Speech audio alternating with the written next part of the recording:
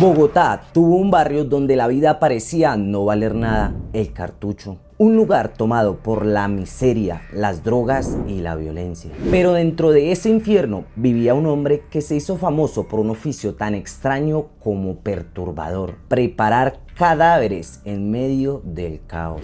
Su nombre era Froilán Orozco Duarte, pero todos lo recuerdan como el embalsamador del Cartucho. Hoy conoceremos su historia y entenderemos por qué se convirtió en uno de los personajes más oscuros de la memoria de Bogotá. El escenario: el Cartucho. El Cartucho quedaba en el barrio Santa Inés, a pocas cuadras de la Plaza de Bolívar. En los años 40 fue un sector de comercio y vida familiar, pero con las décadas, la pobreza, el abandono estatal y la llegada del narcotráfico lo convirtieron en la olla de drogas más grande de Colombia.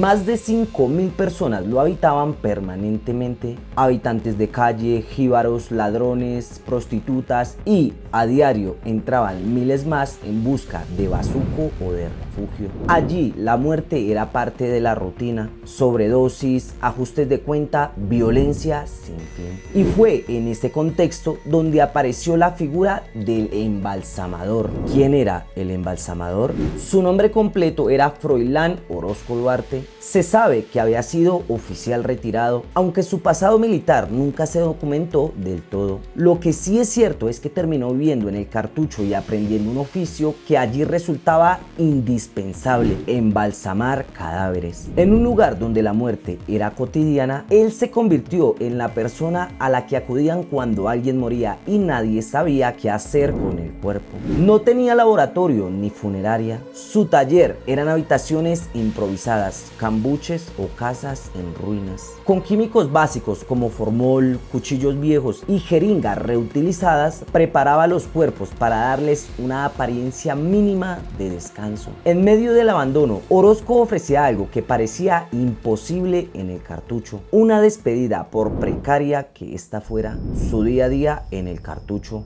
El trabajo de Orozco no seguía horarios. Podía estar en vela toda la noche y comenzar a trabajar al amanecer. Cuando alguien moría en las calles del Cartucho, ya fuera por sobredosis, por un apuñalamiento o por enfermedad, los familiares o conocidos lo buscaban. Cobraba muy poco, apenas lo suficiente para vivir. La prensa siempre habló del bajo costo o precios accesibles, pero nunca hubo cifras exactas. Muchas veces le pagaban con monedas o incluso, pues algunos dicen que con droga. El documental que lleva su nombre lo muestra con sus herramientas precarias: frascos con formol, guantes usados, bisturís viejos. No había protocolos, no había normas de sanidad, solo su voluntad de dar un servicio que de alguna forma era respetado por todos. Era un hombre callado, solitario, que trabajaba rodeado de cuerpos sin vidas mientras afuera del Cartucho ardía el caos.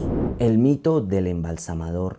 Con el tiempo, su figura se volvió leyenda dentro del barrio. Algunos lo veían como un loco que hablaba con los muertos, otros como un hombre con un don extraño, y muchos lo respetaban porque hacía lo que nadie más quería hacer. Se decía que había embalsamado decenas de miles de cadáveres. Algunas fuentes hablan de más de 5.000 cuerpos a lo largo de su vida. Aunque no existe un registro oficial, la magnitud de su trabajo era evidente. En un barrio donde cada día morían personas, su oficio nunca faltaba. El mito creció porque en medio del horror del Cartucho, él representaba la última frontera entre la vida y la muerte. Un hombre que con métodos rudimentarios intentaba conservar a quienes el barrio ya había destruido. El hallazgo de las autoridades. Cuando a finales de los 90 comenzó la demolición del Cartucho, las autoridades se encontraron con algo que los dejó impactados. Entre cambuches y casas en ruinas habían químicos, restos humanos y cuerpos intervenidos. El nombre Orozco apareció en los titulares. El documental japonés Orozco, el embalsamador, dirigido por Kiyotaka Tsuraki, captó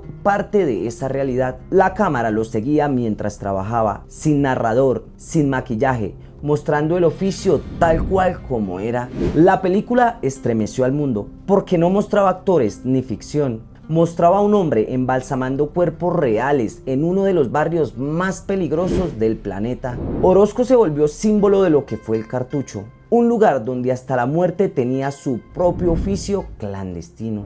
El final de Orozco y del Cartucho. El 1999 marcó el final del Cartucho. El barrio fue demolido para construir el Parque Tercer Milenio y miles de habitantes fueron desplazados. Este mismo año, Orozco falleció. Según reportes de prensa, falleció por complicaciones de una hernia que no fue atendida. Murió en silencio, como había vivido, trabajando en medio de los muertos. Se sabe poco de su familia. Se menciona que un hijo continuó el oficio, pero no hay registros claros de qué pasó con él después. Orozco murió mientras el documental aún se filmaba. De hecho, la película lo muestra en sus últimos días de vida, convirtiéndose en una especie de testamento visual. Reflexión final.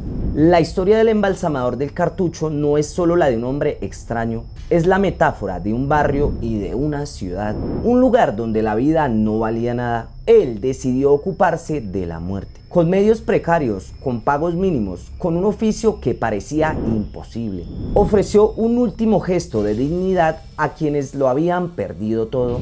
El Cartucho ya no existe, fue demolido y transformado, borrado del mapa, pero la figura de Froilán Orozco Duarte sigue viva como uno de los relatos más oscuros de Bogotá. Un hombre que, en medio del Cartucho, se dedicó a cuidar a los muertos, recordándonos que incluso en medio del horror todavía queda un rastro de la humanidad. Si te gustó el video, no olvides seguirme para más historias impactantes. Gracias.